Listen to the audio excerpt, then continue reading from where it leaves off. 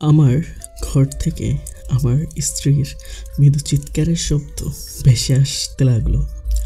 আমি আমার স্ত্রীর এমন মৃদু কণ্ঠের চিৎকার শুনে চোরের মতো পা টিপে টিপে আমার রুমে দরজার সামনে একটু আড়ালে দাঁড়ালাম। আর দাঁড়াতেই আমি যা দেখলাম তার জন্য আমি মোটেও প্রস্তুত ছিলাম না। আমি দেখতে পেলাম আমার স্ত্রী অর্ধ। হ্যালো বন্ধুরা, আমি নীরব। নিজের স্ত্রী কাকুলিকে নিয়ে কলকাতা শহরে থাকি। আমার বাবা মা মারা গেছে অনেক আগেই। নিজের ভাগ্য উন্নয়ন ও নিজের পরিবারের চাহিদা মেটাতে গিয়ে আমি প্রবাসে থাকি। 4 থেকে 5 বছর পর পর দেশে ফিরে এসে মাত্র 2-3 মাস থাকি নিজের বাড়িতে। আমার স্ত্রী কাকলিকে আমি নিজের থেকেও বেশি ভালোবাসি। কাকলি ছাড়া আমার আপন বলতে আর কেউ নেই। আমি যতদিন দেশে থাকি ততদিন আমার মনে হয় কাকলি আমার খুব আপন। সেও আমাকে পাগলের মতো ভালোবাসে।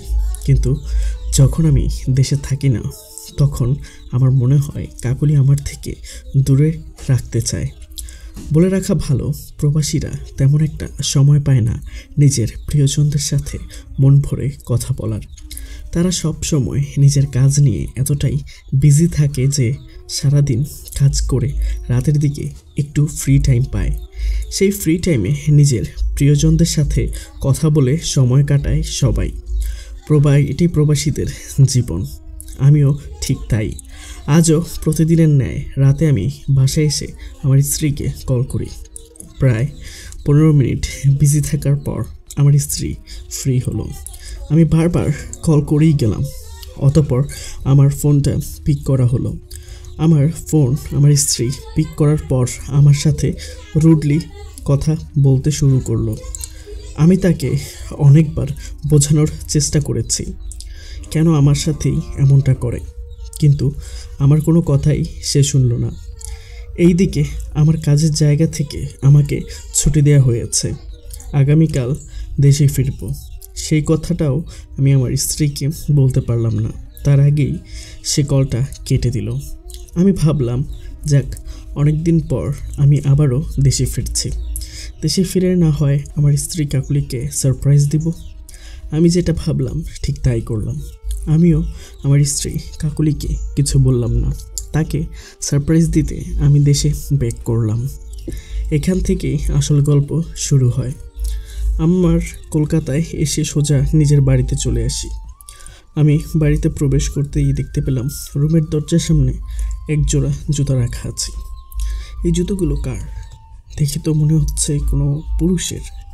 আমি কৌতূহলী বশত জুতোগুলো নিজের হাতে নিয়ে পরীক্ষা করে দেখলাম।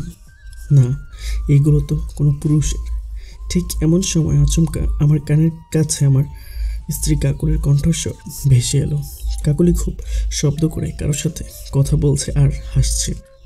এসব শোনার পর আমার মনের মধ্যে সন্দেহ হলো। আমি বিষয়টা আরও ভালো করে বুঝতে রুমের দিকে এগিয়ে গেলাম। রুমের দিকে এগিয়ে যেতেই আমি যেটা শুনতে পেলাম সেটা শোনার পর আমার বুকের ভেতর কেঁপে উঠল। আমি শুনতে পেলাম আমার স্ত্রী কাকুলি ভীষণ অদ্ভুত কণ্ঠে শব্দ করছে। এই সব শব্দ শোনার অনুভূতি আমি ভাষায় প্রকাশ করতে পারবো না। আমি দরজার সামনে দিয়ে ভিতরের দিকে উকি দিতেই যেটা দেখতে পেলাম সেটা দেখে আমি পুরো হয়ে গেলাম। আমি দেখলাম আমার স্ত্রী আর আমাদের পাশের বাসার নীতিশ দাদা এক বিছানায় শুয়ে আছে, আর তারা খেলাধুলা নিয়ে ভীষণ রকম বিজি হয়ে আছে। আমি এসব দেখে আমার পায়ের নিচে থেকে মাটি সরে গেল। যে স্ত্রীকে আমি নিজের থেকেও বেশি বিশ্বাস করতাম, যাকে আমি মন থেকে ভালোবাসতাম, আজ সে কিনা আমাকে এমন করে ঠকালো। আমার চোখের পাতা ভারী হয়ে উঠল, কিন্তু আমার ভিতর আজ কেন যেন কোনো ব্যথা অনুভব হচ্ছে না। এমনভাবে প্রতারিত হবার পরেও আমার ভিতর এক অদ্ভুত নোংরা খেলার কথা মাথায় আসলো। আমি চুপি চুপি রুমের ভিতর প্রবেশ করতেই আমাকে আমার স্ত্রী দেখতে পেল। আমাকে দেখতে পেতেই হকচকিয়ে উঠল। আমার স্ত্রীর চোখ জোড়া ছানা বড়া হয়ে যায়। আমি তাকে কিছুই বলিনি, শুধুমাত্র এক দৃষ্টিতে তার দিকে তাকিয়ে আছি। আমার স্ত্রী আমাকে এমনভাবে দেখে ভয় পেয়ে গিয়ে আমাকে উদ্দেশ্য করে কৌতূহলী কণ্ঠে বলে উঠল, তুমি হঠাৎ করে বাড়িতে কি করে? মানে? আমি আমার স্ত্রীকে এমন করে বিচলিত হয়ে পড়তে দেখে মুচকি হাসি দিলাম।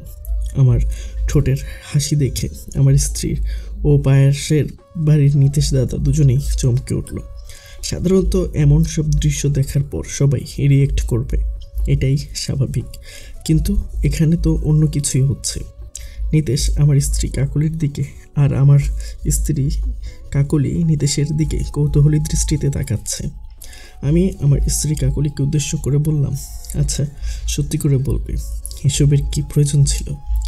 আমি কি তোমায় সুখ দিতে পারতাম না? আমার প্রশ্নের জবাবে আমার স্ত্রী আমাকে উদ্দেশ্য করে বলল, দেখো তুমি থাকো প্রবাসে, আমার কিছু চাহিদা থাকে, সেসব আমাকে ভীষণ কষ্ট দেয়, আর তাই আমি নিজেকে একটু শান্তি দিতে আর নিজের ইচ্ছে পূরণ করতেই এই কাজ করেছি। আমি আমার স্ত্রীর কথা শোনার পর মুচকি হাসি দিয়ে বললাম, এখন আমি যদি তোমাকে বাড়ি থেকে বের করে দিই তবে কি তুমি খুশি হবে? নাকি আমরা দুজন মিলে একসাথে যদি তোমার সাথে থাকি তবে খুশি হবে? আমার প্রশ্ন শোনার পর আমার স্ত্রীর চোখ জ্বলজ্বল করে উঠল। সে হয়তো স্বপ্নেও কল্পনা করে নিচ্ছে আমি তাকে এমন কিছু বলবো। প্রথমে আমার স্ত্রী আমাকে কথা বিশ্বাস করতে চাইছিল না, তার সন্দেহ হচ্ছিল যে আমি হয়তো তার সাথে মজা করছি, কিন্তু যখন আমি তাকে সম্পূর্ণভাবে নির্ভয় দিলাম তখন সে আর না করতে পারল না। আমার স্ত্রী কাকলি আমার প্রস্তাবে খুব শুধু যে খুশি হয়েছে তা নয়, মহা খুশি। আমি আর কি করব? যখন সে নিজেই চাইছে অন্য কারোর স্পর্শ, তখন তাকে আর কষ্ট দিয়ে কি লাভ? আমি ফ্রেশ হয়ে নিয়ে নিতেশের সাথে বসে একসাথে খাবার খেয়ে নিলাম।